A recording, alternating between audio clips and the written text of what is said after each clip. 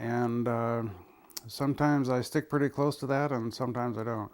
Alan always remembers that he loves his wife Arlene, and they both love their pets. The strong bond they share has made it possible to work through the changes in Alan and in their relationship.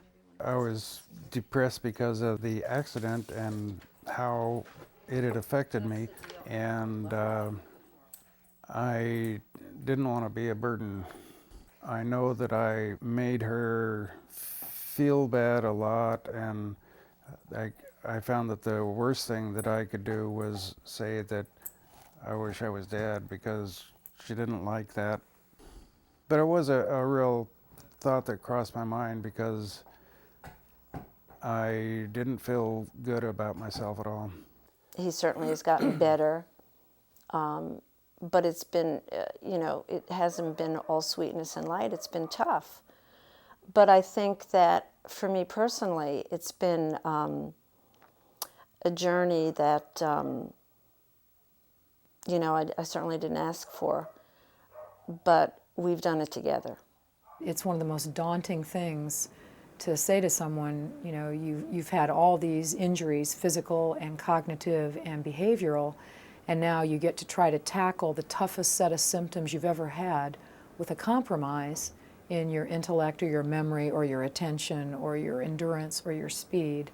But we still want you to try to get it fixed, and we want you to take a productive place back in society and not be overwhelmed by what's happened to you. People may seem to have problems with get up and go. They have difficulty with initiating activities so that they look lazy. And it's not that they're lazy, it's that the brain is not giving them that impetus to do what needs to be done. They can tell you what they have to do, but getting to do it is a whole nother story. While you're doing that, I'm going to see that the soup is cooking. Okay. As Alan relearns the tasks of everyday living, there can be frustrating moments. I think I usually cope by, banging my head against it, or getting into it more to see if I can figure it out. And sometimes I can, and sometimes I think, well, I guess I'll try that later. Well, sometimes, yeah, you just walk away from it. We do a timeout, and you just kind of walk away from it for a while. And sometimes I get tired of walking. Yeah. But I can usually tell, and I'll come in and distract them. For the family member, my main message to them in the course of the recovery is patience. Is patience. Recovery from traumatic brain injury takes time and takes treatment, but oftentimes time. Sometimes the families kind of take it on the chin because all of the frustration and the maybe anger or disappointment that people have is sometimes directed at the people that they feel safest with, which are their family members. And it's important for families, I think, to understand this, to remember that a family's job is to provide love and support and to help someone get professional help, but not to do it all by themselves. They can't carry the whole world on their shoulders. They have to get help. This is the timer right there. Okay. Okay. Did I say 8 minutes? Yeah. Ask for help. Ask people, ask your friends. Because if you're not taking care of yourself, you're not going to be able to take care of your survivor, your loved one. Recovery is possible, and I think that's important for everybody to know that as hard as it is, people get better. People get a lot better, and life doesn't stop after a brain injury. Join a group when you're ready. You have to be ready to do that. Join a survivor group, or in a support group rather, to have other people to talk to. You have to talk to other people. To be exposed to other people and to learn about their injury, and be able to compare it to other people. I mean, I think that's been very helpful to me.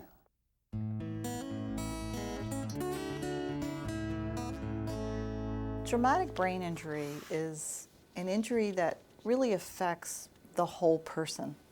It affects everything they do because your brain is who you are.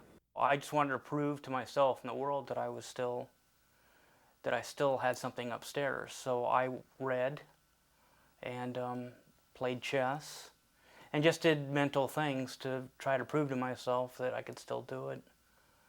20 years ago, Chi Navarre was a high school honors student in Eastern Washington. I was riding in a car with my friend, and we were coming back from Lake Chelan, headed to Wenatchee. And my friend bent down to get a tape, drifted into the oncoming lane, and went off into the rough on the oncoming side, swerved back into the lane to hit the oncoming car head on. He was airlifted to the trauma center in Seattle for surgery, then taken to Seattle Children's Hospital for 3 months of rehabilitation. That was occupational, speech, physical, all the therapies. And I was partially paralyzed. I think they call it hemiparesis on the left side. So I had to learn how to use my left side again. Had to learn how to talk again, learn how to walk again, learn how to eat again. So there's a lot, there's a lot to do. Chi returned to high school and graduated with his class. As a student, it was discouraging to be intelligent, but not always be able to demonstrate it. It was the typical symptoms of head injury, like executive function problems, like organizing and keeping track of things and focusing, stuff like that.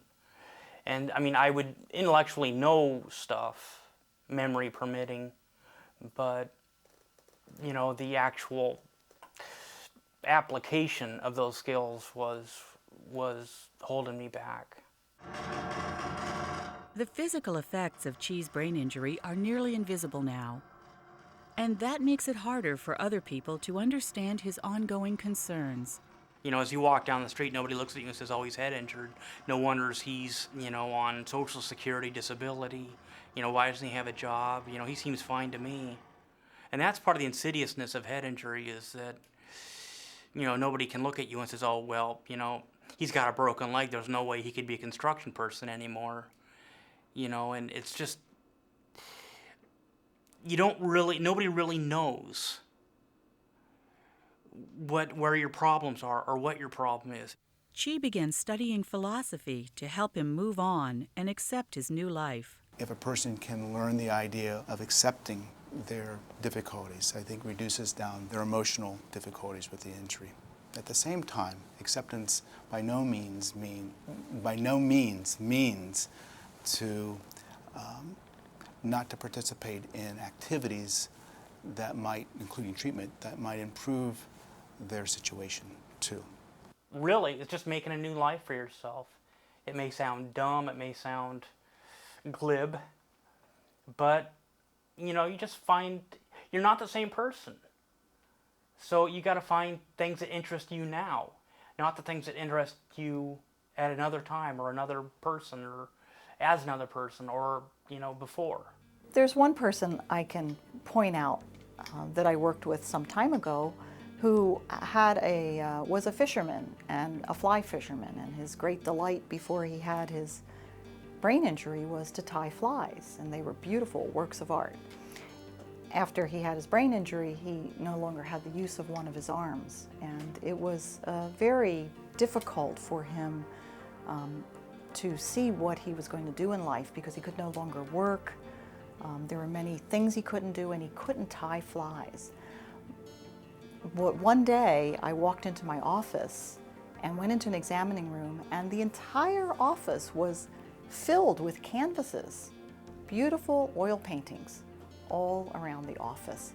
And he was smiling and sitting there and saying, "Look, I love to paint." So he found a new outlet that was just wonderful for his creativity, and was a changed man. With help, there's more to life after a brain injury than simple survival. It's always a new beginning. You just keep going moment by moment or day by day, and you dare to think that what you used to think was impossible, it might be possible for you to do if you just keep going.